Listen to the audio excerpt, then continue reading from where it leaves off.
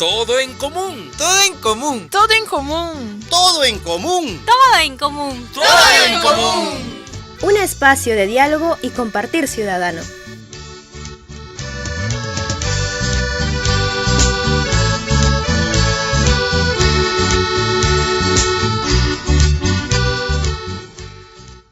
Habíamos anunciado al inicio del programa que íbamos a conversar el día de hoy sobre la interculturalidad en el país, esta necesidad que es apremiante, que hay que resolver, y por ello es que hemos invitado a Carlos Santiago, quien es periodista e investigador social, para justamente conversar sobre este tema.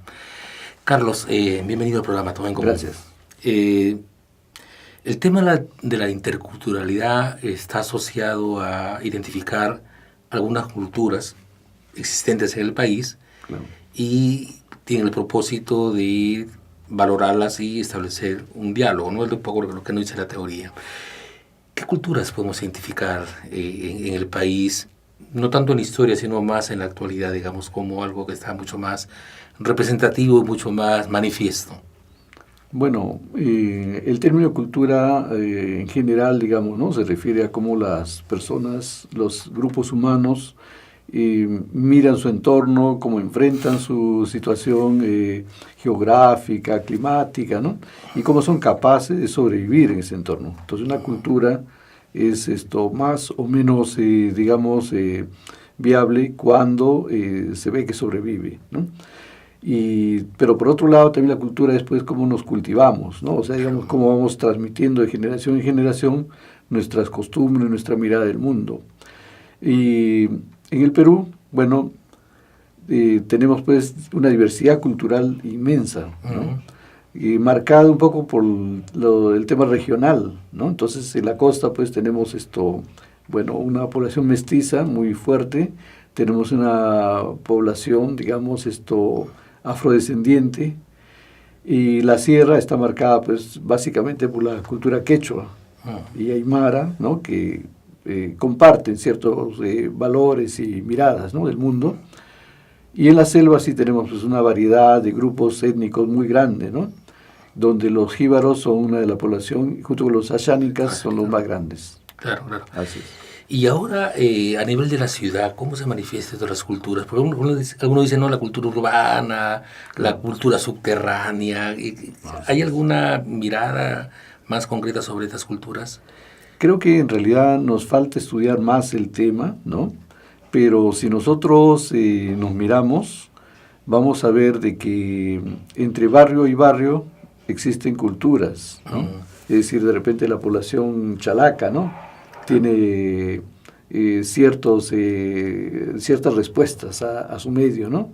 Y de repente la gente que vive en los cerros, ¿no?, que circundan Lima, no sé, pues San Juan de Lurigancho, Villa María del Triunfo, ¿no?, y por su mestizaje también tienen otra mirada, tienen, digamos, traen una carga muy marcada de su origen, ¿no?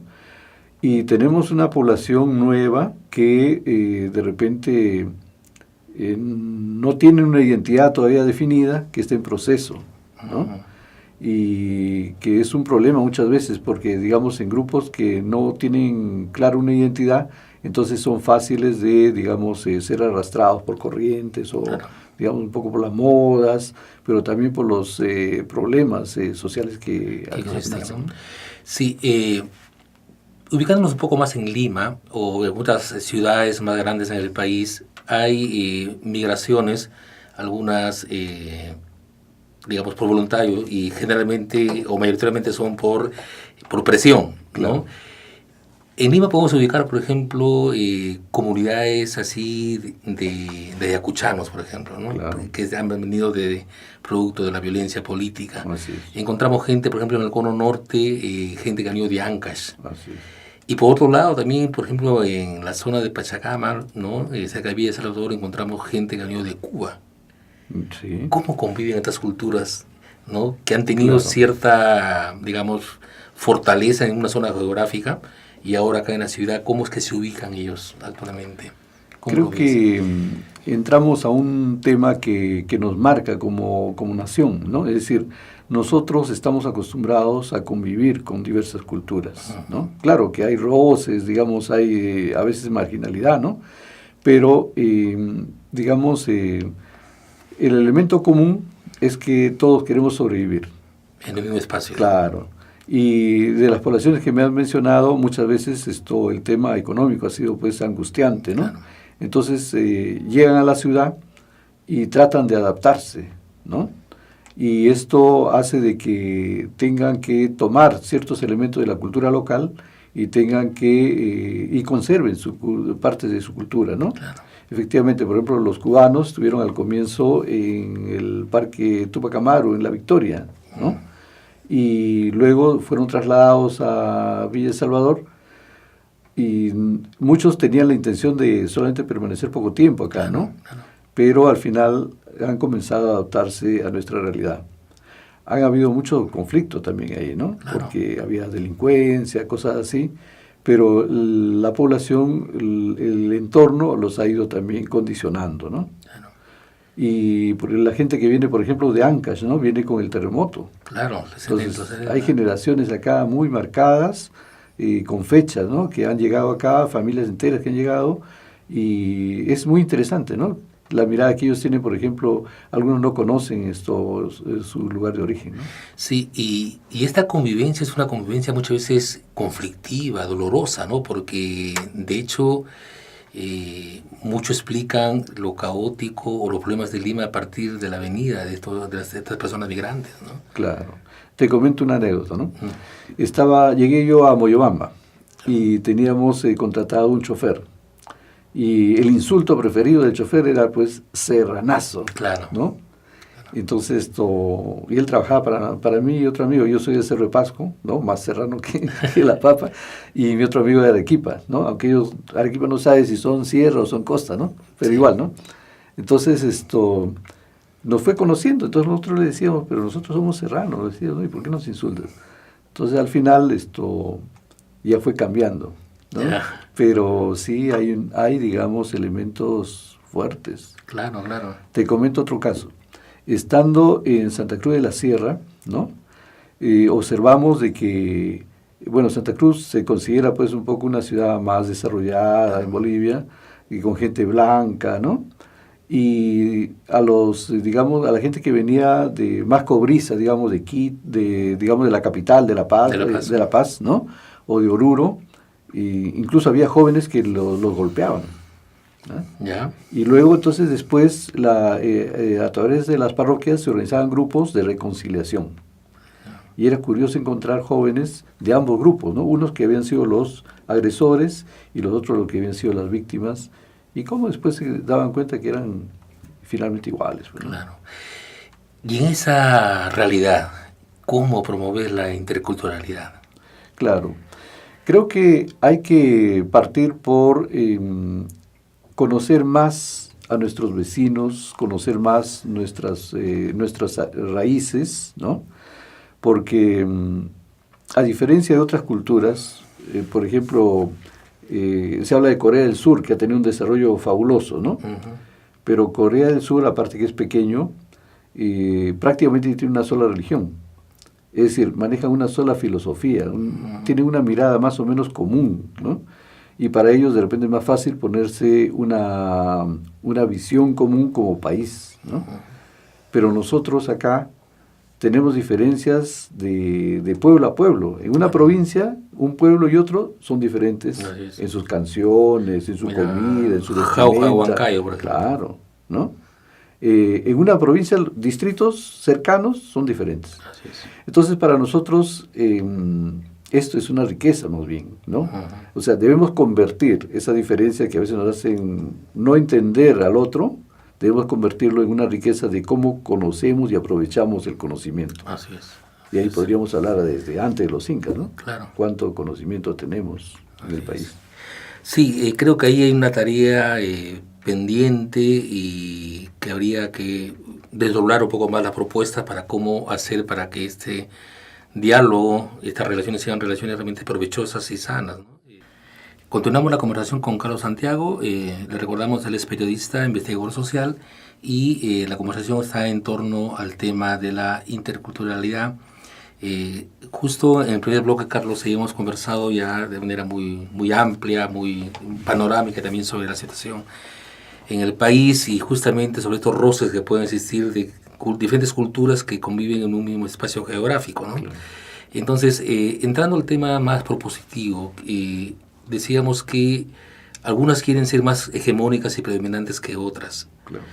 ¿Cómo promover el diálogo ahí intercultural, Carlos? Bueno, esta es una tarea que en realidad la comparten la familia y la comparte el colegio, ¿no? Porque la familia debe afirmar sus valores y debe conocer sus orígenes. Entonces, eso es una tarea para los padres, ¿no? Que los padres conozcan quiénes eran los abuelos, dónde vivían, qué hacían, ¿no? Puede ayudar a reconocerse a las personas, ¿no? Por otro lado, en el colegio, digamos, claro, es más difícil porque los profesores tienen poco tiempo y esto, pero hay que tratar de un poco trabajar con todos los grupos, ¿no? Porque generalmente en un salón hay uno más activo, otros más pasivos, ¿no? Pero el profesor a veces no se da tiempo para trabajar con todos. Hay que reconocer y hay que ir levantando los valores, aquellas cosas positivas que tiene cada grupo y, digamos, crear un ambiente donde todos nos sintamos reconocidos, valorados, ¿no? Sí. Creo que por ahí comenzamos. Sí, y es una tarea difícil esto de fortalecer o reconocer tu identidad, ¿no? Efectivamente, claro. Mira, muchas veces incluso hay barreras idiomáticas, ¿no? Porque no conocemos realmente el idioma materno. Por ejemplo, digamos, en las comunidades nativas, ¿no? Los padres se reúnen muy temprano con sus hijos a la hora de desayunar, ¿no? Y la educación se hace en base a cuentos, ¿no? Y entonces se cuenta, por ejemplo, un poco tocando el tema de los desastres que han ocurrido, ¿no? En las comunidades aguajún, por ejemplo, se cuenta el mito de Yumi, que es la lluvia, ¿no? Cómo la lluvia en un momento dado se enfrenta al sol por celos, ¿no? Porque la gente seguía más al sol, adoraba al sol y no a la lluvia. Entonces Yumi quiere matar al sol. Y entonces el sol dice, bueno, si me quiere matar, me retiro. Y comienza solamente a predominar lluvias y lluvias, ¿no? Y comienzan los huaicos y los desbordes, ¿no? Y entonces, a partir de esa historia en la familia, comienza el padre a contar cómo las casas tienen que hacerse en lugares altos, por ejemplo, ¿no? No en los valles donde están los ríos. Y comienza a contar cómo se construyen las casas, en fin, ¿no? Y así va educando al niño. Y el niño le es natural eso, ¿no? Claro. Por ejemplo, en la selva, enseñarles a nadar, enseñarles a subir un árbol, son cosas, pues, naturales, ¿no? Entonces, ese tipo de educación se pierde cuando el niño entra, por ejemplo, al nido o al primer grado y comienza el espacio de la escuela. Claro, y la escuela le comienza a enseñar textos, cosas de otra realidad. Claro. ¿No? Entonces, parte de la afirmación, digamos, cultural está en la educación bilingüe, intercultural. Y el respetar y combinar, digamos, la educación de la casa con la del colegio. Sí. Y a propósito, Carlos, de estos últimos mes o 2 meses, con los problemas, digamos, de los huaicos, la lluvia que hemos tenido en el país, de hecho yo notaba también que había determinadas cosmovisiones, miradas sobre esto que ha acontecido, ¿no? Claro. Y esto, evidentemente, esta mirada te lleva a una determinada práctica, ¿no? Es decir, es una cosa diferente ver el tema de las inundaciones, el tema de los huaicos, y de las lluvias, desde lo que es la gente de Piura, Tumbes, con aquellos que hemos vivido acá en Lima, en la zona, digamos, de Chosica, ¿no? Claro. Y por lo tanto hay actuaciones diferentes, ¿no? Claro. Bueno, en realidad, digamos, hay 2 cosas, ¿no? Primero, digamos, la mirada histórica, por ejemplo, ¿no? Por ejemplo, en Trujillo, que ha sido afectado el centro, la Plaza de Armas, ¿no? Claro. Chan Chan no ha sido afectado. Eso es curioso, ¿no? Claro. Y ahí se recordaba el cómo los mochicas tenían todo un trabajo de prevención Claro. y además convivían con ello, ¿no? Claro, porque el fenómeno del niño no es de ahora, ¿no? Claro. Igual la Huaca y la Luna en Trujillo, igual, ¿no? O sea, no estaban pues en las cauces y los ríos, ¿no? En las quebradas, ¿no? Sino estaban en lugares altos. Claro.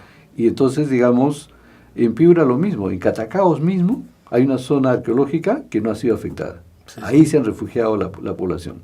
Entonces, digamos, ¿qué pasa? Hay una mirada de la humanidad como parte de un contexto mayor que es la naturaleza. Y hay un diálogo con la naturaleza, hay un comprenderse, ¿no? Claro. Entonces, hay, digamos, esa primera mirada. Pero lo segundo, creo que en el tema intercultural, cuando tenemos un problema común, ¿no? Nos olvidamos de las diferencias. Y entonces comienzan a salir, digamos, los valores que realmente tenemos como seres humanos, ¿no? Es decir, la solidaridad, por ejemplo, ¿no? El apoyo mutuo y la valentía, porque hay que enfrentar, ¿no? El caso de esta mujer, ¿no? Magdalena Chamorro. Claro, que es pues admirable, su fortaleza, ¿no? Cómo enfrentó esa situación pensando en sus hijos, ¿no? Y entonces, esas cosas, digamos, nos hacen ver que en realidad en el fondo los seres humanos, ¿no? Podemos hablar idiomas diferentes, vestidos diferentes, pero somos iguales.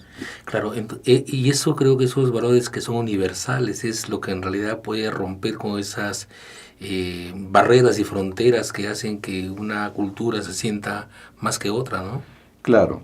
Lo que hay que hacer es, digamos, valorar, reconocer, digamos, los aportes de cada cultura, pero cuando profundizamos nos damos cuenta de que estamos hablando de los mismos temas, con miradas diferentes, con palabras diferentes. Entonces, al final nos damos cuenta que somos un solo cuerpo. Y si nosotros somos capaces de reconocer eso, entonces vamos a ser capaces de aprovechar los aportes de las culturas y en esa diferencia encontrar nuestra riqueza para, digamos, como nación salir adelante, ¿no? Claro, porque no es posible fortalecer la nación si es que tú no aceptas que el país es multicultural. Claro, ¿no? Y definitivamente. que hay una diversidad que en vez de separarnos en realidad es un potencial para poder enriquecer mucho más, ¿no? Claro. Como país. Claro. Y bueno, los temas, por ejemplo, de medicina, ¿no? Con hierbas, con plantas que se usan en la sierra, en la selva, ¿no? Las miradas que se tiene son digamos, riquezas. Claro. Y que se pueden, digamos, manejar con la modernidad de la tecnología, ¿no? Entonces, no debemos despreciarnos, ¿no? Sino al contrario, debemos apreciar y valorar aquello que cada uno puede aportar a enriquecer este país, ¿no? Sí, y de hecho esto del fortalecimiento de la identidad y toda la educación en valores, como tú decías, tiene que estar cruzado, pues, y ser importante en su desarrollo en el espacio de la escuela y de la familia, ¿no? Claro. Los maestros tienen que ser muy conscientes, digamos, ¿no? De que no solamente hay diferencias físicas en el aula, sino hay diferencias culturales. Y si hay diferencias idiomáticas hay que trabajarlas, ¿no? De tal manera que nadie se sienta menos y por el contrario, ¿no? Que todos nos valoremos. Y eso creo que es una responsabilidad, no solamente, digamos, como una carga, ¿no? Sino es justamente nuestra capacidad de sacar los valores que los niños tienen. Claro. Hay de hecho una responsabilidad y una tarea desde la familia, ¿no? Claro. Pero también hay una responsabilidad desde lo que hacía la escuela, pero en general, digamos, desde el Estado, ¿no? ¿Qué se podría hacer desde el Estado para promover esta interculturalidad acá en el país? Bueno, he visto algunos esfuerzos en los últimos años, ¿no? Por ejemplo, ya hay mucho material bilingüe para varias lenguas de la selva. Sí, lo hay, ¿no? claro. Y, es más, en el claro, Ministerio de Educación hay claro, todo un área que trabaja eso de la claro, interculturalidad, ¿no? Pero lo que falta, digamos, es, en realidad, mira, es como que nosotros tenemos el conocimiento, tenemos el saber, pero ¿cómo lo aplicamos? ¿No? Nos falta trabajar el tema de nuestros valores. Porque el valor más importante es en realidad algo que nos parece simple, que es el amor, ¿no?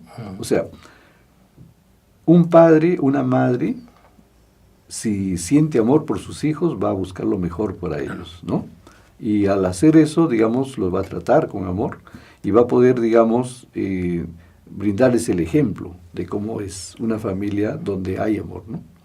Y eso simple y llanamente, digamos que eso que nos puede parecer pequeño, va a hacer que esa persona crezca segura de sí misma, sea capaz, digamos, de enfrentar retos, ¿no?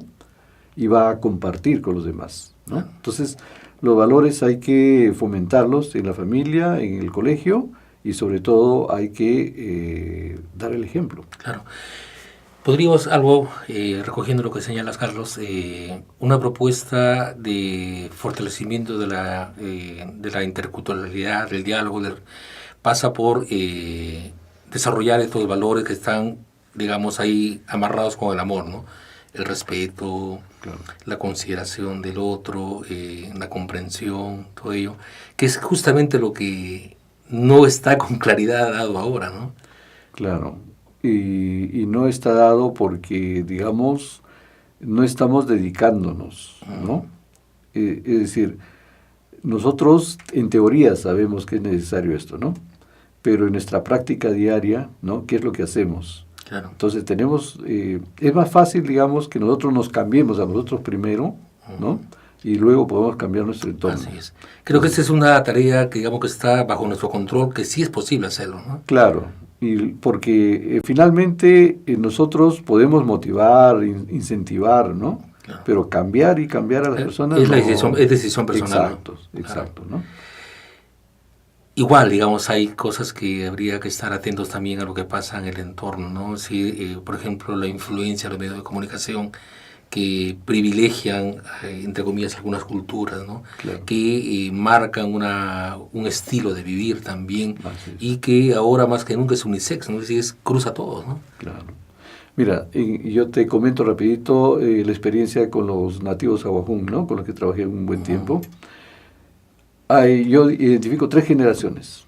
La primera es antes de que llegue la carretera marginal, donde la gente vivía pues semidesnuda, ¿no? Descalzos, y caza, pesca y recolección era todo, ¿no? Dedicado ahí al usuario.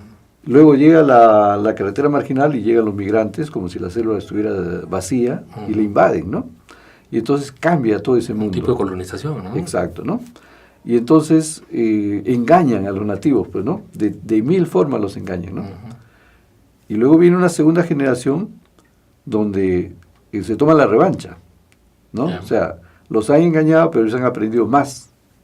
Y se vuelven, como se dice, más vivos que el vivo que los engañó, ¿no? Y ahora los nativos te engañan, ¿no? Pero luego viene una tercera generación, los jóvenes que han podido ir a la universidad, han estudiado, han tenido otra mirada del mundo, ¿no? Y entonces se cansan, se agotan de vivir en ese juego de engaños y engaños, ¿no?